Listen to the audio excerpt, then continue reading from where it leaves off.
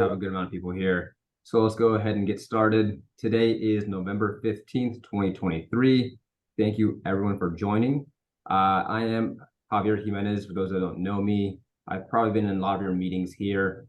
So it's nice to see a lot of familiar names on this presentation. And it looks like we have a pretty good turnout, which is real nice. A few housekeeping items before we get started is everyone will be muted upon entry, but feel free to use that Q&A button at the bottom to ask your questions. We'll try our best to answer them throughout the presentation, but just in case we don't get to those, we do have some time at the end for Q&A. We have about 30 minutes of prepared remarks, and we'll open up for Q&A until the top of the hour.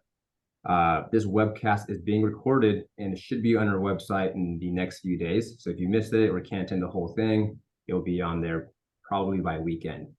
And also, we will make our slides available for anyone who wants them. In this presentation, we put together a few questions that we've received over the last few months from our meetings. We also have in this presentation, Jake Eggett, Karina Olson, and David Daughtry. So started off about a year ago, it was unclear how far and fast the Fed would go. And now fast forward a year where we're at now, we can see it a little bit more clearly. We can see where the Fed is looking to go. And so one of the top questions that we've been getting is the Federal Reserve done? Jake, do you want to go ahead and take that? Yeah, you bet. Javi, nice to have you on the presentation today. So I think to your question, we've heard this question many times in our meetings. And I would say this, the Fed has a dual mandate, right? So their first mandate is maximum employment. And by every stretch of the imagination, we're at full employment. David will talk a little bit more about it here shortly. And the second mandate they have is stable prices. And as we know, inflation has been running hot for the last several years. This is a chart going back over the last 50 plus years. And in June of 2022, the CPI, which is the Consumer Price Index, is kind of the headline inflation number. It peaked at about 9.1% and has since been coming down. The most recent report, which came out yesterday, October CPI came in at 3.2%. So definitely been easing. But this has been the main driver of the current Fed tightening cycle has been inflation. And really, they still have some work to do. Their target is to get back to 2%. So they're getting there, but we've said this before. It's a lot harder, or it's a lot easier to go from 9% down to 5%. A lot harder to go from 4 or 5% down to 2%. So we'll see how stubborn inflation is. But some of the things that have been helping the inflation number come down is we've seen a decrease in gas prices. We've seen a decrease in used car prices. We've also seen the rate of inflation decline with shelter. The shelter component, which is a really big component of inflation, back in March, it was 8.7%, I believe. And so we've had 7 straight months now of a declining shelter component. I think it's down to about 6.7% now. So it still has some work to do. It tends to be a very slow kind of lagging component versus kind of real-time data. But that will be one thing that will continue to drive kind of the inflation numbers low. Or at least. Hey, Jay, one of the things that I think I get asked occasionally, or really a comment they'll make, is they'll say, well, inflation's still high because such and such is still high, whether it be, housing or something else.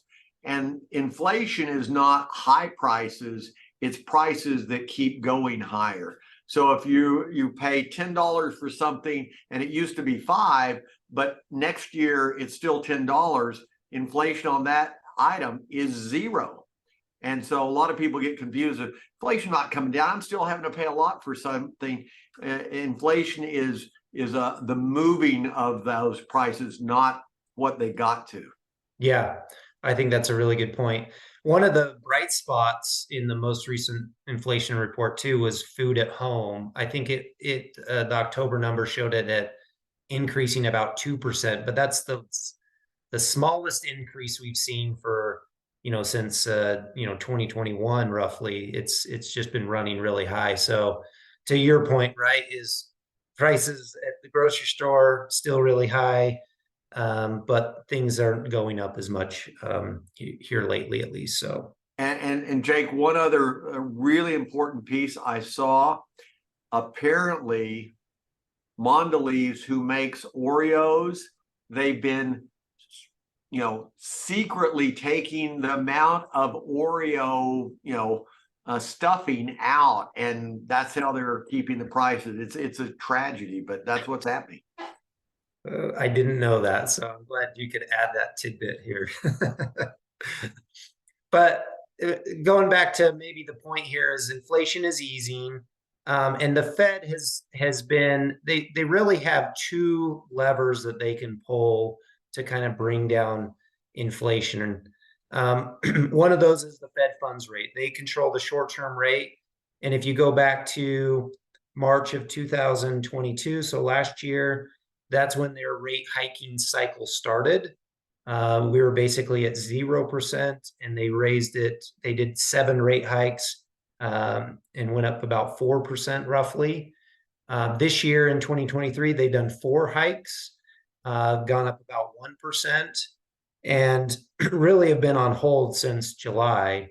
The Fed meets one more time before the end of the year in December.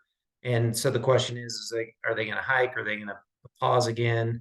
And we would say that they're likely going to pause. In fact, market kind of fully expects them to pause here in the December meeting. So the Fed has kind of commented that they will be data dependent going on from here on out.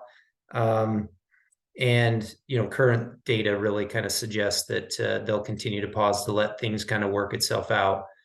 And that's really the question: is the Fed done with raising rates? When you look at market expectations, and this is just looking at the Fed fund future rates, the market fully expects them to pause over the next 3 or 4 meetings, and then by about May to June of next year for them to start cutting rates.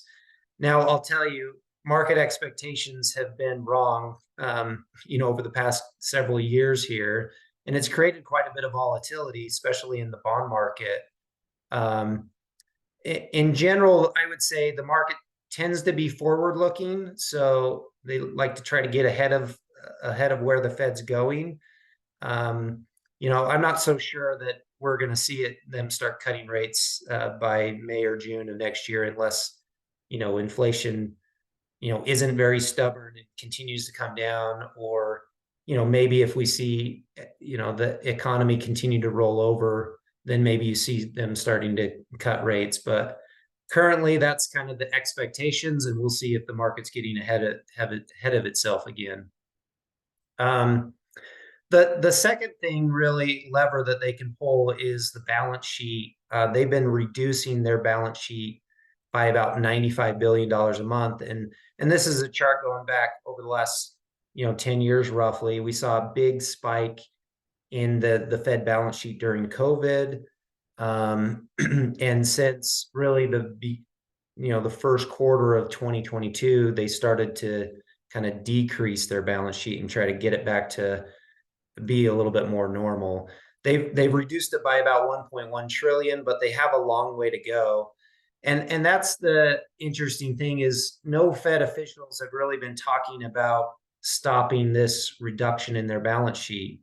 So even if they keep the Fed funds rate the same, this is still a form of quantitative tightening that continues to make things restrictive, because effectively it's sucking liquidity out of the market. And one of the impacts to that we see has been more of the long-term interest rates, like the 10-year Treasury.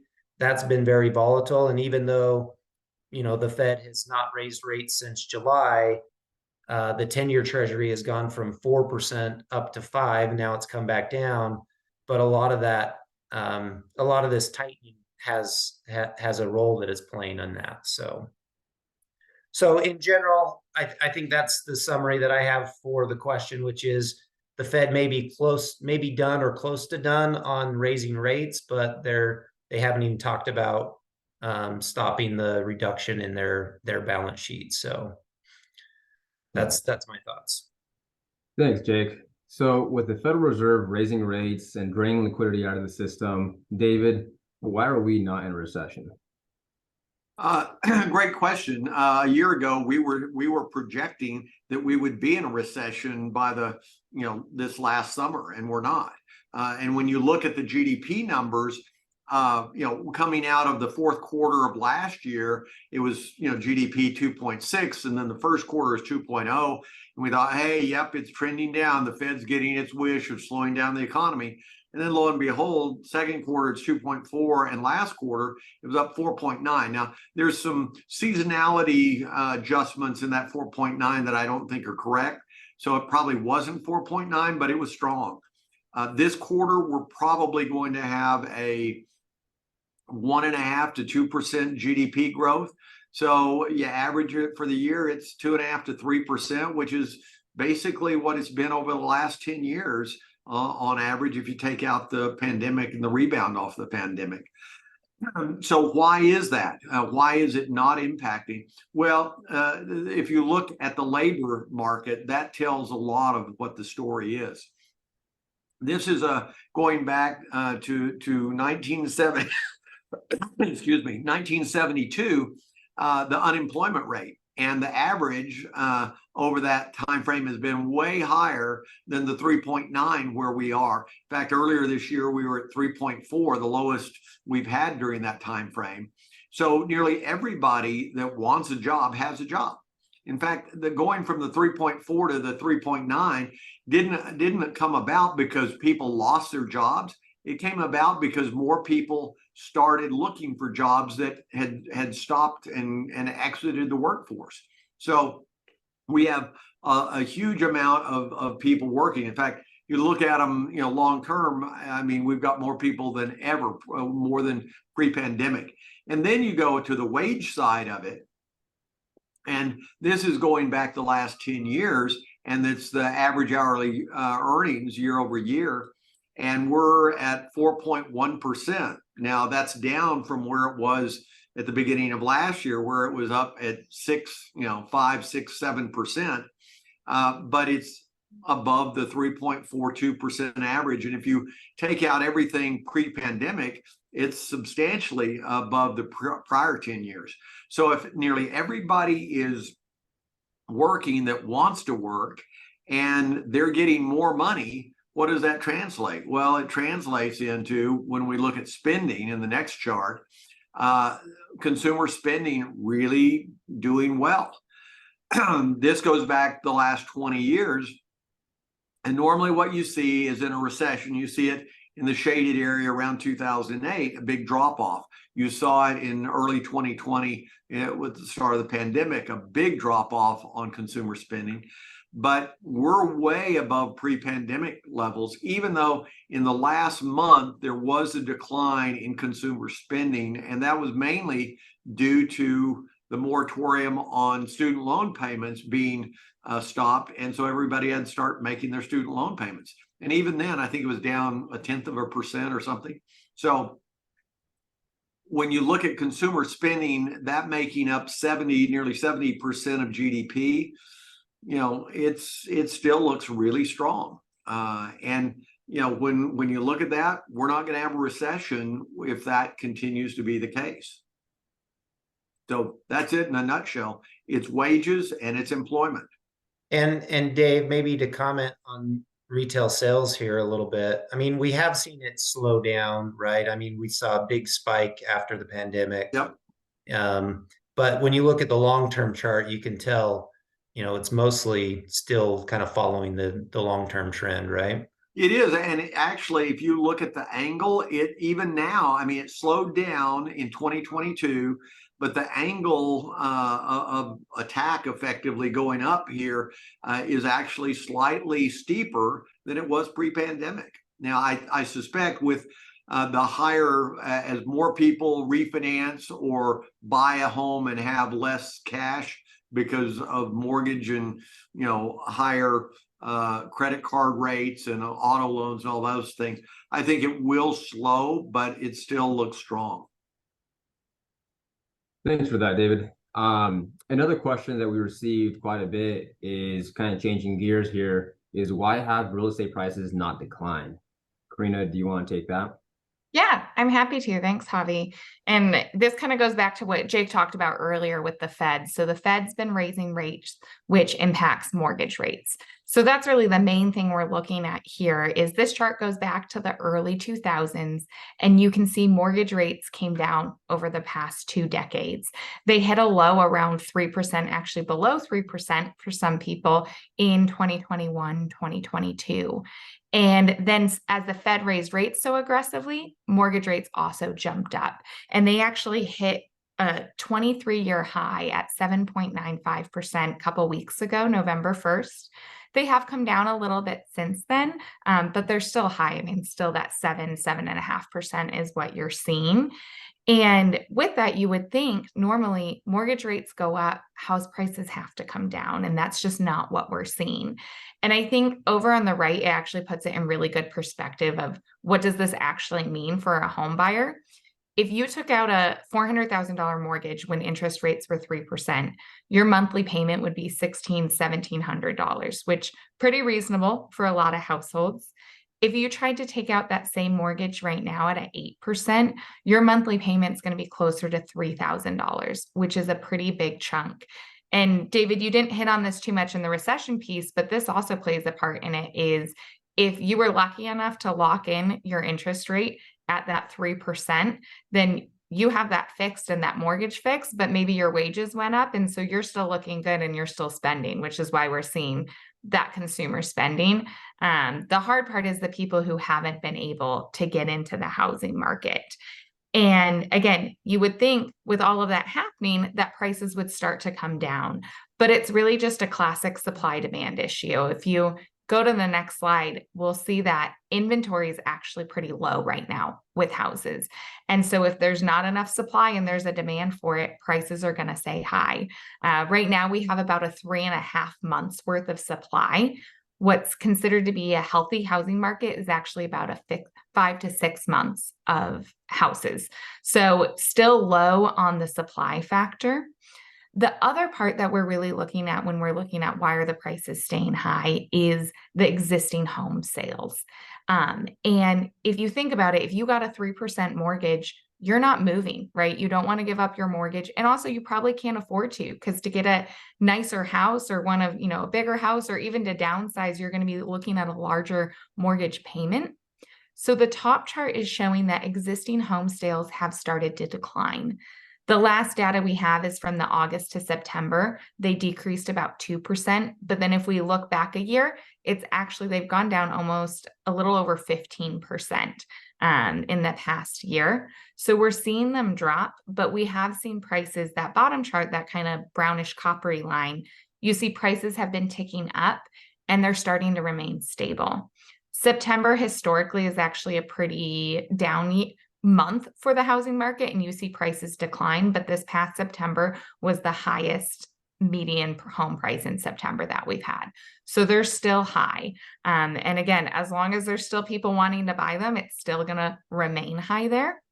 The interesting thing that's kind of a switch, though, is when we talk about new homes. So this chart is specifically existing. We flipped here. These are new homes, new builds, so new construction coming in. And normally those two go hand in hand. If one's going up, they're both going up. That's not the case right now. New home sales, that blue line, the top chart there, they're actually starting to rise. And again, it's because people aren't moving out of their existing homes. What we are seeing too is prices are actually starting to drop in the new homes. So when we ask, why isn't home prices dropping? What's happening with the real estate market? Existing home sales are going down. Those prices are stabling out, but still high. But with new homes, we are starting to see those prices drop. But again, as long as, there's really not a big inventory, prices are probably going to still stay high a little bit longer. And maybe something to add there is part of the reasons prices have dropped is we're seeing builders build lower priced homes, right? I mean, that's maybe one aspect to it. And then they're definitely having to give more incentives as well to try to get people to buy them. Yeah, you hear a lot of that is, the builders are helping to buy the points down to get a lower mortgage rate, or there's different programs out there right now to try to encourage people to still buy. Mm-hmm. I think the one thing to remember too, I talk about this in a lot of the meetings, we got spoiled with the low rates, right? I think, especially I'm a fairly new home buyer myself, and it's thinking of an 8% mortgage blows my mind, but a lot of you listening on the call or you've shared in your meetings they've been higher before. We just got spoiled for a while with the low rates, and the 3% probably wasn't a healthy market either. So hopefully they level out and land somewhere in between. Yeah.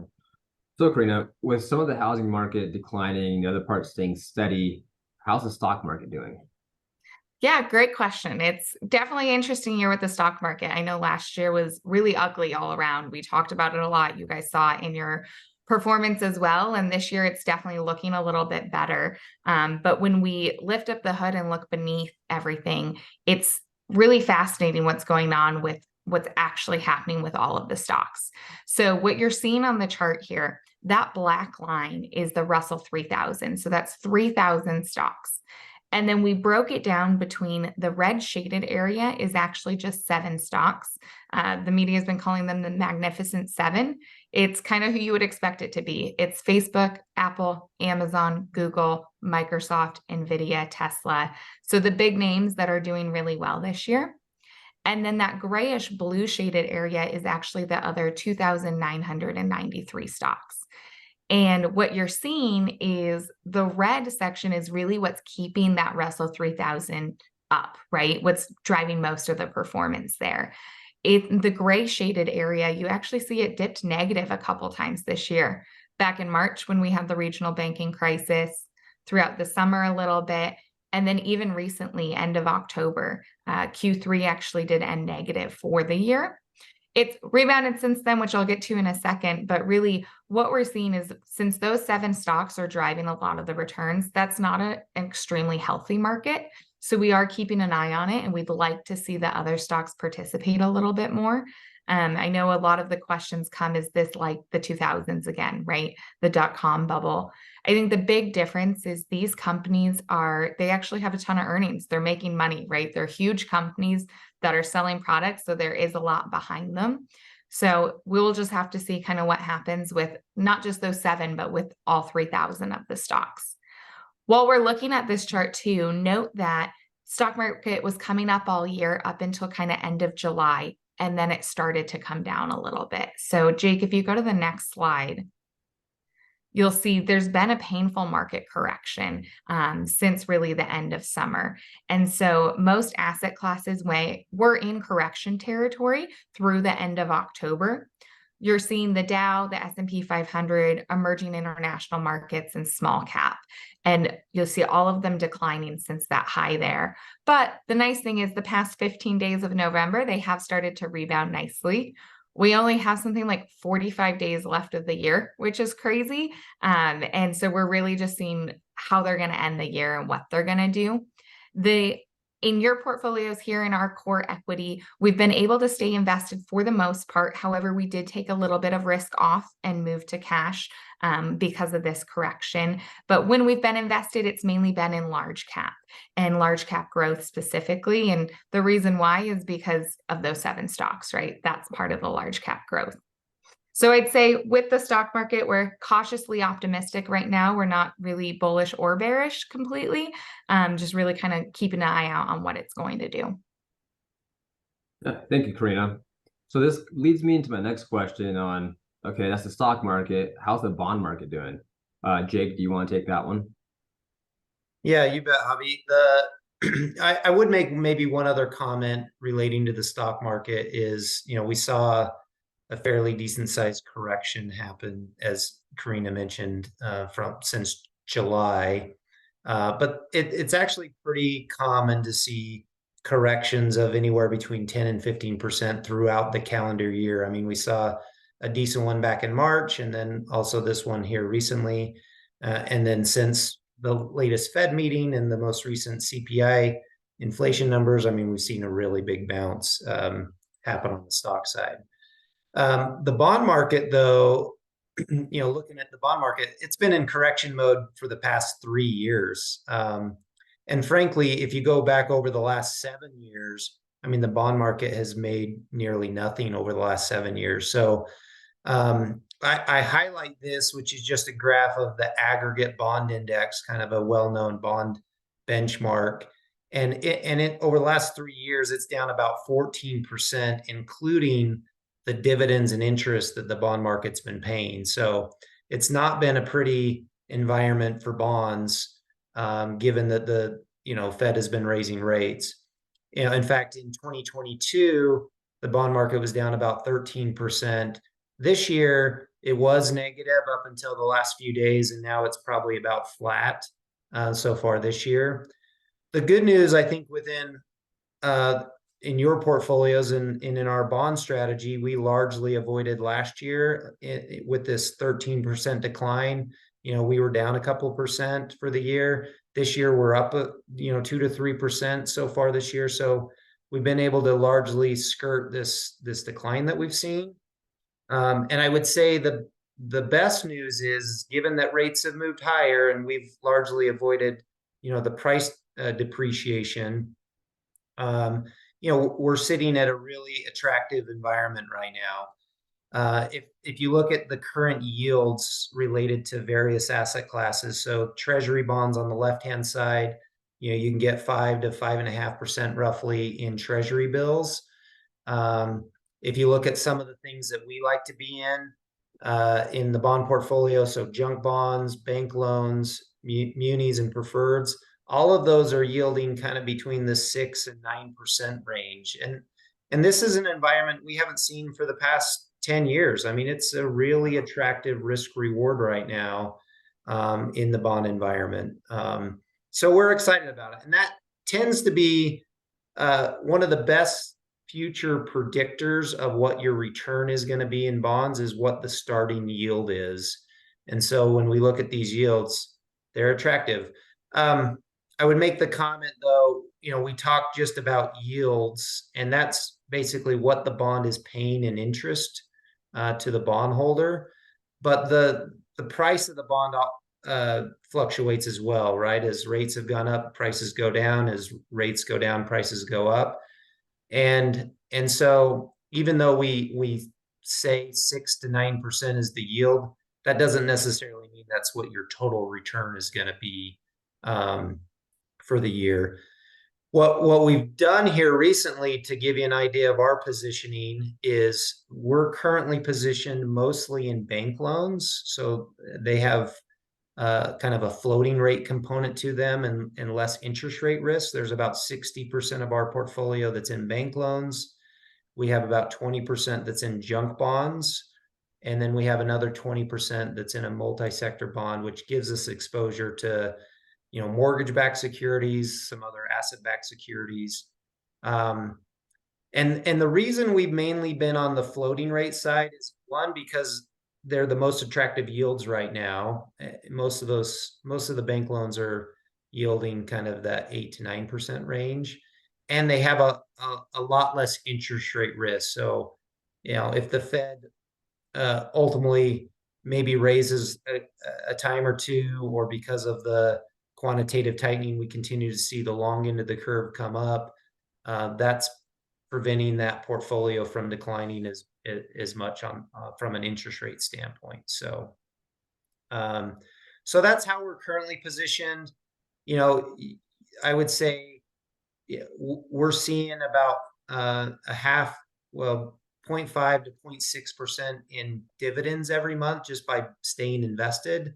And for the most part, prices have been relatively stable, especially on the floating rate side. So that's currently how we're doing, at least how the bond market's doing and how we're positioned at the moment. All right. Thank you, Jake. So, David, with the volatility in stocks and in bonds, what are some things you're looking at in 2024? Well, there's a lot of things to be looking at in 2024, and I'll go over a few of them. One is the U.S. debt burden. We've got $33 trillion worth of federal debt. In 2008, that was 10 trillion. So, and we're adding 1 to 2 trillion a year in additional debt.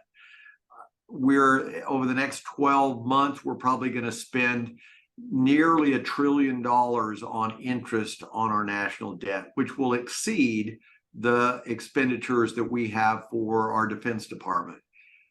10 years ago, we were spending half of what the Defense Department was on budget was on interest. So there's going to have to be some things done there long term, but nobody in Washington wants to really address the issues. So they just kick the can down the road. Geopolitical tensions, in the last year and a half, everybody's been focused on Ukraine. The last, month and a half, what you're seeing is people focusing on Israel and Gaza. That's not a big thing for the global economy, even though it's a disaster from a human standpoint. But it could spiral out of control if Iran were to step in and start fighting and close the Strait of Hormuz. Oil prices go to $200 a barrel. Gasoline goes to $7, and we have a global recession. We don't think that's the forecast, but you never know. Those things always can spin out of control. Same way, Russia invading Ukraine. Could China invade Taiwan? Yeah, they could. And that could be, it would be hard to even fathom what that would do to global trade and global economy. We'll talk a little bit about the upcoming presidential election and its impact. But in the stock and bond markets, we're actually fairly, I think we're concerned about it, but we're fairly optimistic on it from the standpoint of if the Fed has stopped raising rates, and potentially probably the second half, maybe even the fourth quarter of next year, starts lowering them, that historically has been pretty good for stocks and bonds, as long as they're not lowering them because we've gone into a bad recession. And you do have to, have a caveat there, because when I say things look pretty good, we haven't seen the full impact of all of the raises of interest rates to where they are now. And that could, in the middle of next year, we could have a bad recession. We're not predicting it. In fact, we think that this may be sort of the Goldilocks scenario where the Fed manages to get inflation under control without having a recession. That would be great. And it looks like they may do that. Now, let's talk about the presidential election, its impact. We hear this question all the time in meetings, really every 4 years. So if you look at the question of, does the party in the White House matter to the markets? And that's not the question people ask. What they ask is, if X gets into the White House, I think the market's going to go to hell in a handbasket. What do you think? But this is really the question that's being asked. And the answer is, it doesn't really matter. Here is going back 60 years. You've got Democratic presidents, you've got Republican presidents, and it doesn't really matter. What really matters for the stock market is the Fed raising rates or lowering rates? If they're raising rates, it's going to be hard for the market to go up. We saw that in 2022. If they are lowering rates, then as long as it's not they're lowering them because we're already in a recession, it's usually good for the market. If we're in an uptrend in the economic cycle, and that has not a lot to do in the short run with who's president, then the stock market tends to do well. Right now, when you look and you say, okay, at 3.9% unemployment, if it stays there, that's going to be good for the economy. So one of the things that we always say is, don't let your political views impact your investment views, because politics and the stock market are not the same. The last two, probably since 2004, it was all about oh, if so-and-so gets elected, it's going to be terrible for the market. And it really didn't have a big impact. So Dave, maybe a comment there is one of the places that does have impact is certain sectors and things like that, right? Where there may be a particular president that pushes a particular agenda, and that can help different sectors of the market, right? Oh, absolutely, because regulation can impact different sectors. And I'm not saying that it doesn't matter who's president, because it does, but it matters more for who's going to be judges. It matters how the international relations are going to be, and those can have some economic impacts, but in the short run, they have very little impact on the market.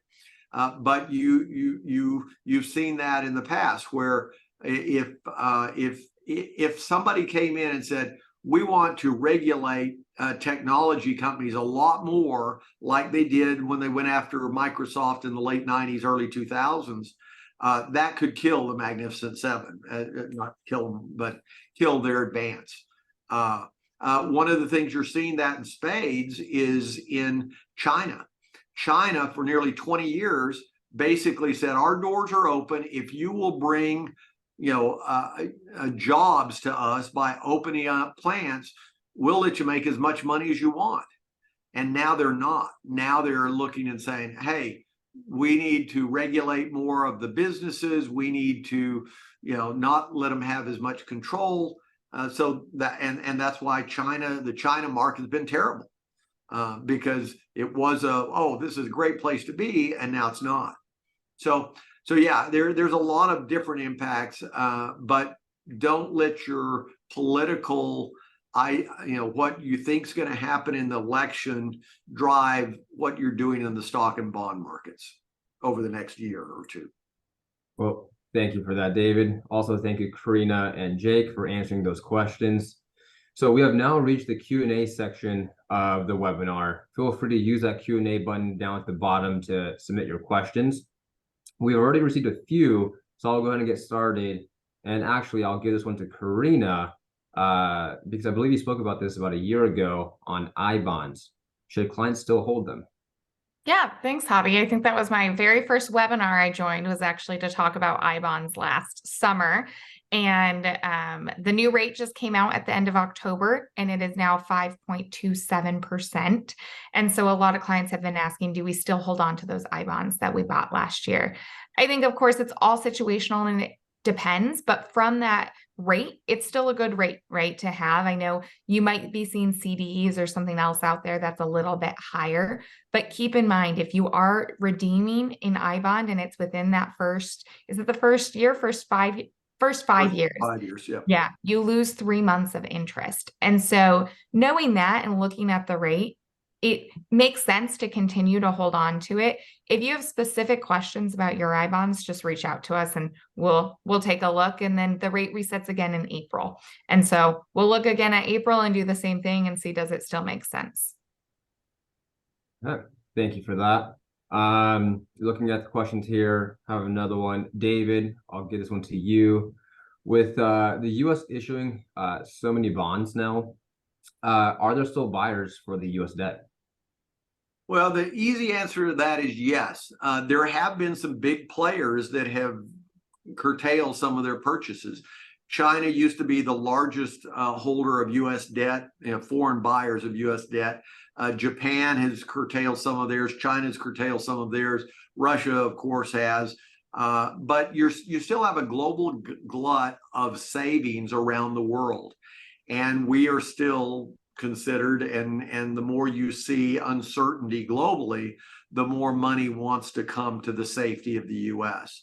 So will we have to pay higher rates? Yeah, but with higher rates, you've got more buyers. I think you're going to have some investors that over the last 10 years, didn't want to take a lot of risk, but were forced to go into equities to get a 2 or 3% dividend yield because CDs were 1% or less and money market was at 0, that are now going to say, wow, if I can get 4 or 5% on a 10-year treasury, I'm going to do that. And I think you'll see some of that money come out. But there still is a global glut of money savings out there looking for a home. And we're still, I mean, we can talk all we want about how, the government's not functioning very well, and they ought to do this better or that better, and that we've got a lot of debt, but we still look attractive relative to most of the rest of the world. So there's still buyers for it. Not a lot of good alternatives, are there? No, there's not. There's not. Thank you for that, David. Let me look through here. Jake, I know you have like a love-hate relationship with taxes, so I'll go ahead and give this to you. Are taxes still expected to go up in 2026? Yeah, I don't like paying taxes, but I don't know many people that do. But yeah, so Trump, during Trump's time, he had the tax cuts and Job Act, I believe it was, that basically lowered tax rates for individuals and families, right? And those are set to expire at the end of 2025. So ultimately, what happens if Congress and the government does nothing, they'll revert back to where they were previously. So like a 12% tax bracket will move up to 15, and the 22% tax bracket will move up to 25. So it'll be a tax increase if they do nothing. And they may. I mean, we don't necessarily know what they'll do, but I think the one thing that we do know is they'll wait to the last minute to do anything. And this may be one of the few times that they're able to get a tax increase done with no legislation at all. So there's a real possibility of that happening. I think the big thing that our clients should be aware of is there's some planning opportunities that you should be looking at from a tax standpoint. So as we look into kind of year-end planning and project out over the next couple of years, there's some things that you may be able to do to try to hedge against a potential tax increase in the year 2026. There's also, from an estate planning side, another thing to look at is the exclusion, which is, or this estate exclusion that is around $13+ million, that potentially will get reverted back to, where it was before with some inflation adjustments. So it's about half of what it is if it goes back. And so definitely from an estate planning side, you may need to be looking at what to do there if you're above those net worth levels. So the other thing that I think as it relates to taxes that at least we should talk about is some of the numbers are going to be changing as they always do going into the new year. So for all those that are on Social Security, you should see a 3.2% increase this next year, which will be nice. Also, your contributions that you can make to your 401ks, those will increase, at least the maximum amount will be. They'll go from $22,500 to $23,000, with IRA contributions or Roths from $6,500 to $7,000. You can also still do a catch up if you're over the age of 50. HSA contributions will go up. The standard deduction will go up a little bit. So there's a lot of adjustments that happen at the year end just due to cost of living. So, and I think I don't think you mentioned it was the gift tax, right? So that's up to 18,000 as well, which is nice too, because it's per individual. So if you do want to gift and you want to give to, say, your kid and you're married, each of you can actually give 18,000 and without having to do anything tax wise, which is nice. Yeah, good point. Mm-hmm. Avi, why don't you, there's a couple of questions that have come in. Why don't you dole those out too? Yeah. Okay. So we have a question on Social Security solvency. So what is your take on Social Security solvency and potential reforms? Jake, you want to look at that, or you want me to? Yeah. There's definitely going to be reforms. I mean, it's unsustainable at the current path that we're on. The reforms can take place in a lot of different ways. I don't necessarily foresee them going away completely from Social Security, but things definitely have to change. A couple of things that they could do is they could increase the Social Security wage base even more. That will bring in more income for the Social Security system. They could increase the taxes that are paid with your FICA taxes. If they could make a slight adjustment there, and that would bring in a lot more income for Social Security. They could change when you get it. So rather than, maybe being 67 being the full retirement age, they could push that out a couple of years.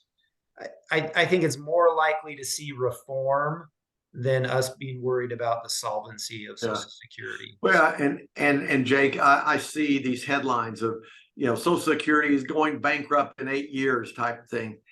It's not that there's going to be $0 for Social Security in 8 years. I mean, and the reality is, exactly like you talked about, with a few tweaks, you can, extend it out for 20, 30 years. So Karina and Javi, you guys got to keep working hard. You tell us all the time, we got to keep paying into Social Security. Exactly. Okay. There's one more question here is, how do you see the issue currently going in the Panama Canal affect the U.S.? This is very timely, Javi. You just watched your Panama Canal documentary too. Did. This I watched past quite a weekend. And David, I think we actually talked about this in a meeting yesterday. We did. So for those of you, and I know random bits of information, but this one I sort of know that because I was a missionary down in Panama, and so I lived in the Panama Canal Zone in Panama City and Cologne. An interesting tidbit is Eric, he lived in Panama when his dad was in the military down there for 4 years, I think, 4 or 5 years. Yep. So on Javi, you want to answer this question on since you saw the documentary, or you want me to do it? You can go ahead and take this question right here. So basically, you've got the canal going across, and you've got on Panama City and Cologne, and in between you've got a mountain effectively.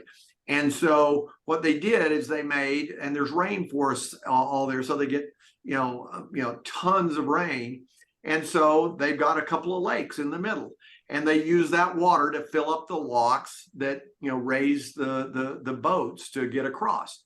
Well, all of a sudden, I mean, we talk about the drought that we've had. Which hardly ever happens, the last couple of years have had a drought, and so all of a sudden, there's not enough water to put through as many boats, or it takes longer. And so there's hundreds of these ships that are waiting. So it reminds me a lot of what we were talking about 2 years ago, sitting off Long Beach. There's all these ships. And so, in fact, one of them, it hit the headlines the other day. One ship paid $4 million to move to the front of the line to get through.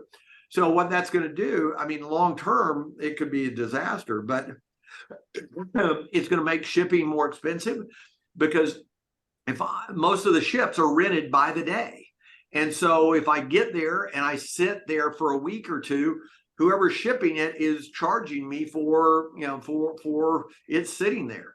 And then it may be, okay, well, let's not do that. Let's go around South America, which takes longer and a lot more fuel, or you ship it to the East Coast like we saw 2 years ago, and then you rail it across America. Well, that's going to cost more.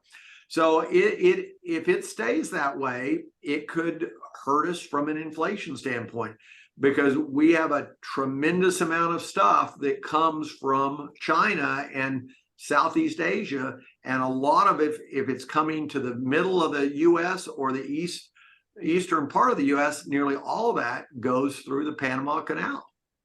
So it could have some real economic effects, but that's one of those black swan events that you look and said, I never thought the problem would be that we can't get stuff through the Panama Canal, but it has. And I think that's always the interesting thing is when you look at potential recessions, it's always there's usually a catalyst, right? That you Yeah. haven't really thought about or isn't on top of mind that usually sparks sometimes those potential recessions, right? Yeah. And it's Well, not the same thing too. It's, yeah. going to be something different that we haven't seen before. Yeah. And that's why you always, when everybody says, well, how certain are you?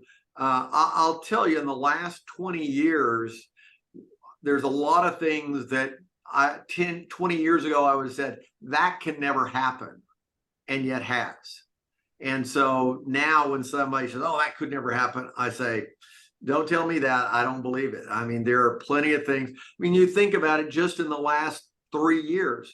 If we were here in 2019 and I said, I bet we have a pandemic and they're going to shut down the economy globally and people are all going to work from home and they'll close the schools for a year, you would have said you are out of your mind. And yet we've gone through it. And the market was going to be up that year. Yeah, the market was going to be up that year. Same way, you go back to, in 2007, if you said, what, I bet the banks are getting in trouble. And we're gonna go in, and the federal government is going to put equity capital into the banks so that they survive. Everybody would have said, we're not a socialist country. That would never happen. And yet, we did $700 billion worth of TARP, and it was the right thing to do at the time. So there are lots of things that of those black swans out there that you can never really anticipate. But what you can do is look and say, and we made it through all of those. If you didn't panic, then you made it through all of those. If you did panic and sold out at the bottom because things were weren't going, and you said it's going to go to hell in a handbasket, that was a problem. And I think that's one of the real benefits to kind of our approach with models, right? Is taking the emotion out of the investing, right? And just following the trends. And I think that's one of the things that really helps our clients, kind of stay the course. Yeah. So. Yeah. As we say, emotion is the enemy to good investing. So. Well, I just want to thank everyone for those questions. As always, if you have other questions, feel free to reach out to us and we can go ahead and answer those for you. This webinar should be uploaded on our website in the next few days. And if you want a copy of the slide deck, reach out to us and we'll send you a copy of the slides. And thank you everyone for joining. Have a great day. Thanks everyone. Happy Thanksgiving. Thanks. Happy holidays. Yep.